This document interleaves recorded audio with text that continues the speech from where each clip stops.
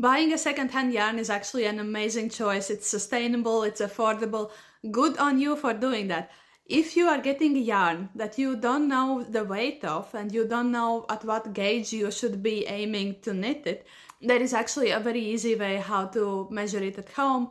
You need your yarn, you need a ruler or like a measuring tape, and you need something to wrap your yarn around.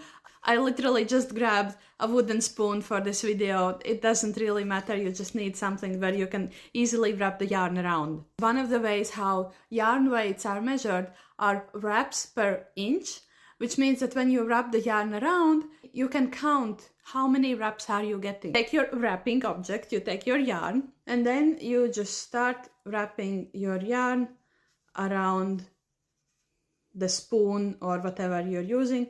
You need to get the yarn close to each other, but they can't overlap and they can't make any gaps.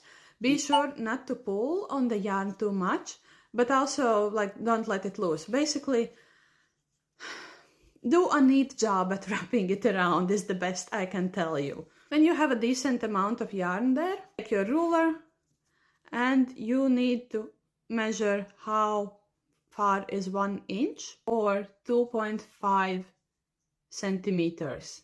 When you have measured how far is the 1 inch, you need to count how many wraps of the yarn are you getting within that 1 inch. Also, I have no clue why is this the only one thing in knitting that's basically measured only in imperial system and not in the metric. Let's not get into it. In my case, I'm getting 9 wraps.